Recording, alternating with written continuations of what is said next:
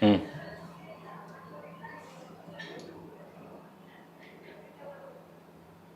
Yes.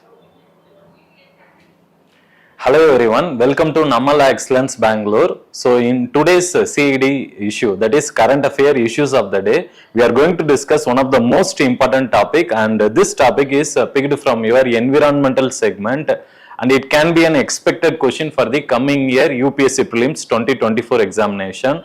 So let's try to discuss this topic and understand this topic from the preliminary examination perspective. That is UN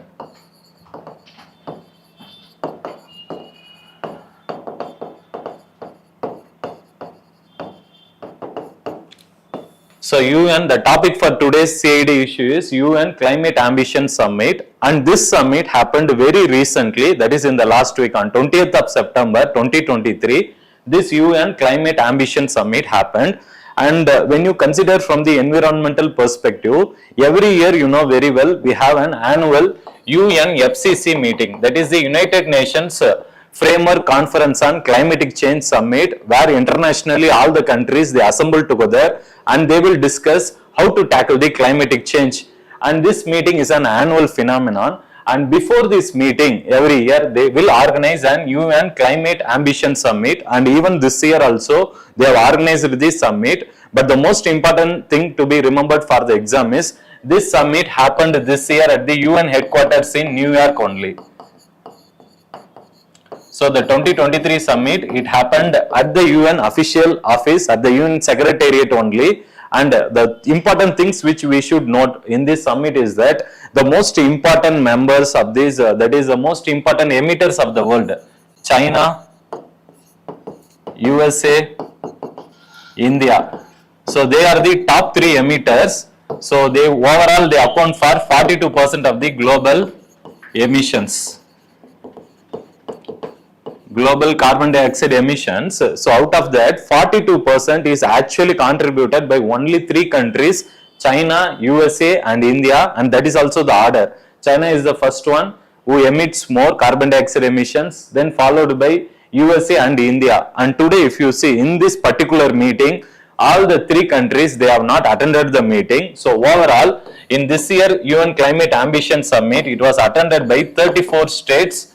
So who are not present are these three major emitters. So, and one more thing what we should understand when it comes to this UN Climate Ambition Summit is that what is the main objective behind this meeting? We know 34 states have assembled together, but what are the objectives? Is there any outcome out of which arised out of the meeting? And whether India in its absence are the major emitters when they are absent, does it make any sense when it comes to reducing the carbon dioxide emissions?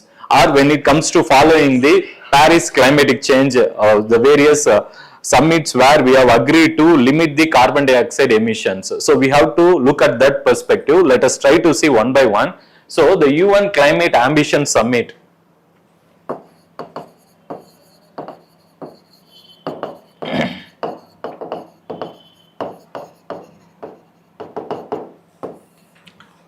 So here this year it made, and the basic objective behind this UN Climate Ambition Summit is that to address the pressing issues of global climatic change. So that is the major objective this year.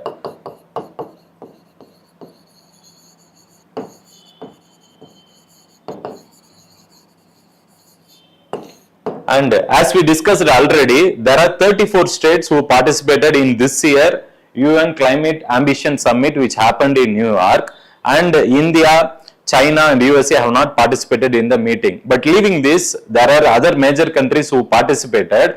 Along with that, what we should understand from UPSC exam prelims perspective is that this meeting is also attended by not only from the government perspective as well as business leaders. So various businesses were represented by business leaders and even civil society organizations or civil society groups. So they all participated in this year meeting. So that can be also one of the possible question or statement which can be picked from this topic if they want to ask you in prelims exam. Now, so the UN Climate Summit here this year, they wanted to actually decarbonize the industrial sector and they wanted to deliver climatic justice. That is one of the major objective behind this year meeting. Addition to that, whoever 34 states who have participated in the meeting. That is, as we said, 34 states participated in the meeting.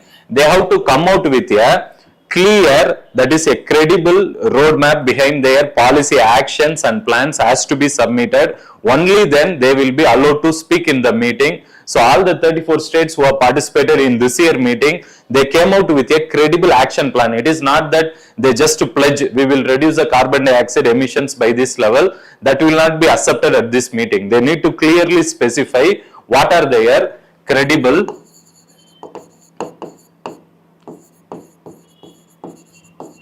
roadmaps for actions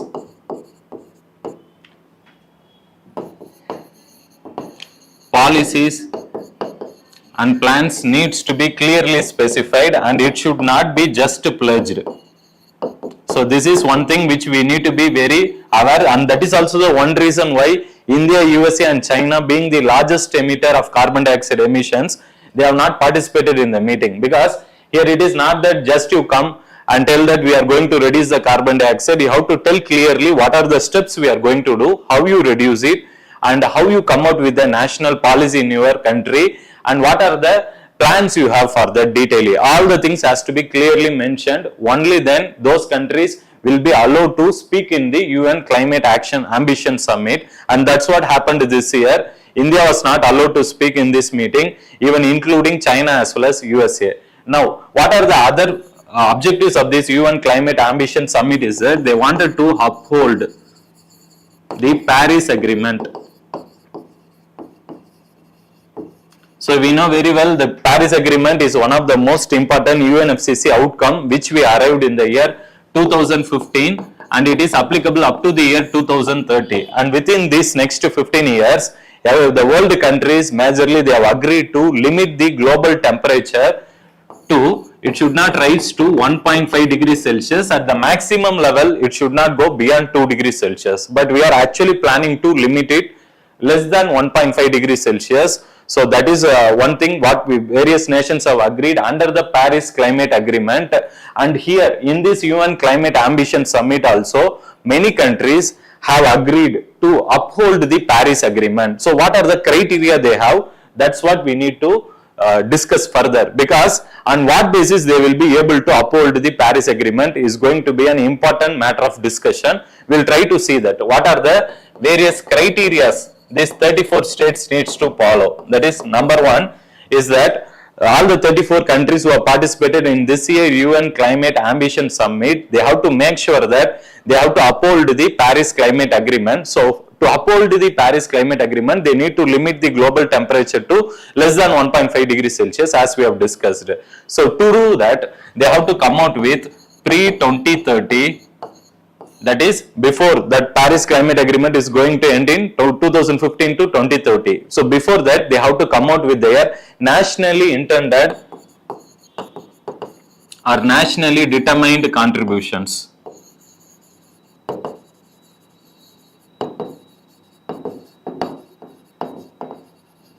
Second, what they have to do is countries also need to specify when they will achieve the net zero target. So I think many of you would have read about the net zero concept or carbon neutrality while reading the environmental component for your GS examination. So to simplify the things further, let us firstly revise the basic concept of net zero or carbon neutrality. Here the basic concept is that whatever carbon dioxide we are emitting from the earth's surface, so that needs to be absorbed with the help of various mechanisms like carbon sequestration and through other methodologies or by afforestation practices, to make sure that the total outgoing carbon dioxide from the earth's surface should be absorbed by the various alternative carbon techniques, carbon sequestration techniques, so that will help in making sure that the total emission or net emission of carbon dioxide from the earth's surface will be zero. That concept is referred as net zero target or carbon neutrality. Here also many countries in the past, they have agreed to achieve the net zero target, but those countries which are attending this year UN Climate Ambition Summit, they have to clearly specify not just the net zero target which they have announced in UNFCCC meeting. They have to revise their plans much earlier. It is not that they do it very later. They have to come out with very earlier achievement of their goals. That is also one important criteria. The states, 34 states which have participated in this year UN Climate Ambition Summit have agreed. So that is one thing we need to remember. Second thing, they also need to phase out the fossil fuels soon. Countries have to phase out the fossil fuel. So in the place of that, what they can do, they can go for producing their energy from renewable energies. So they can scale up this. So this is one thing. And the third most important thing, the criteria which has been given is countries who have participated in the meeting, they also agreed, especially to create the successful implementation of the Green Climate Fund.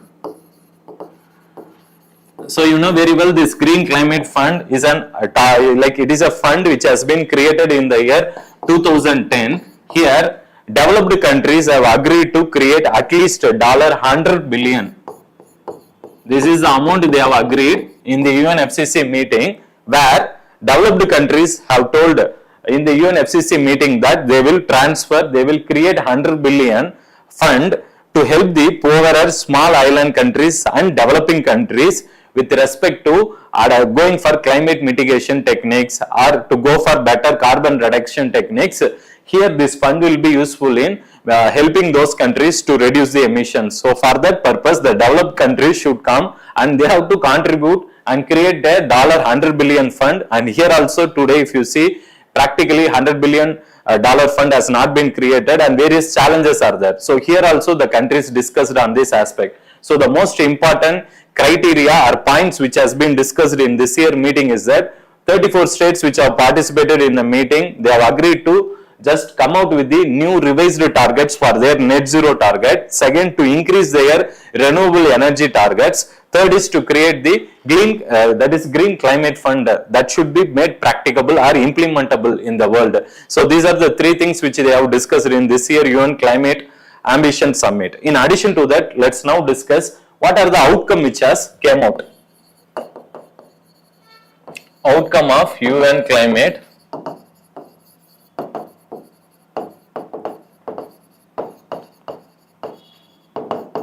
Ambition Summit.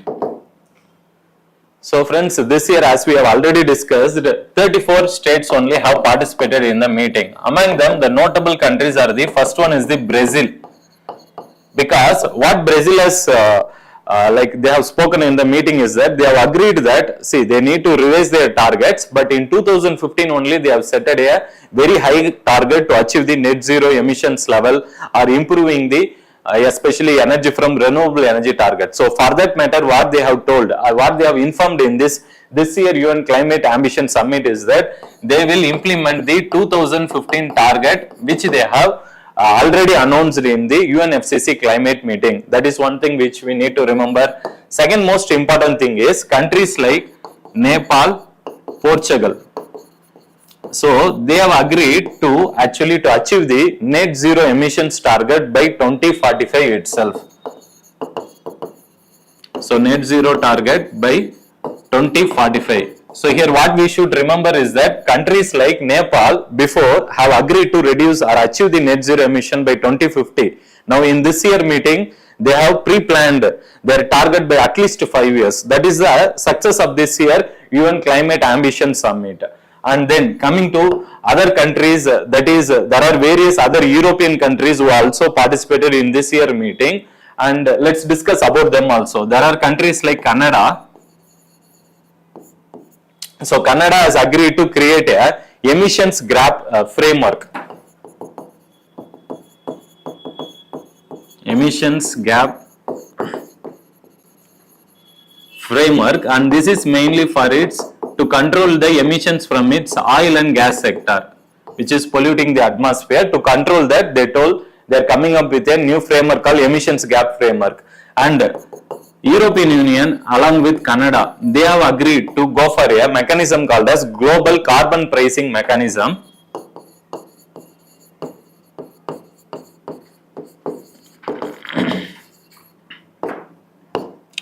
So where they agreed to at least for the more like around 60% of the emissions which are coming in case of European Union and Canada, that will be included under the global carbon pricing mechanism. That is, it will be accountable for roughly around 60% of the emissions.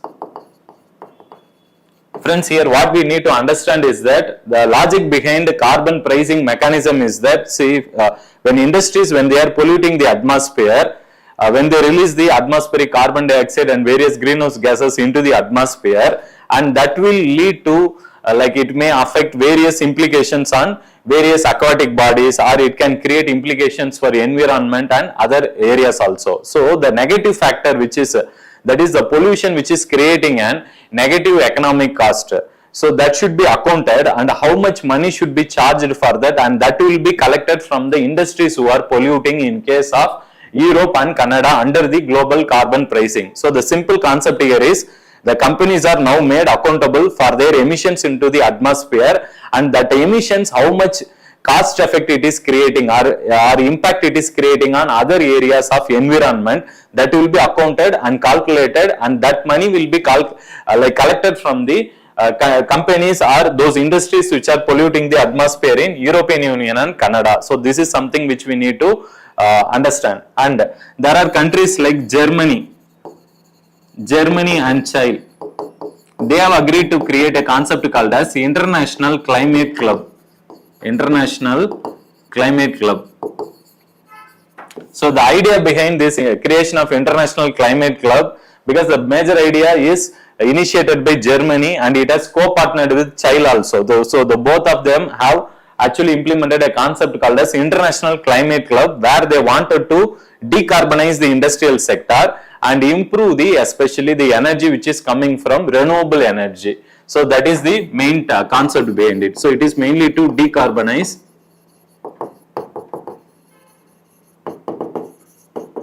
industrial sector and to improve the renewable energy contribution.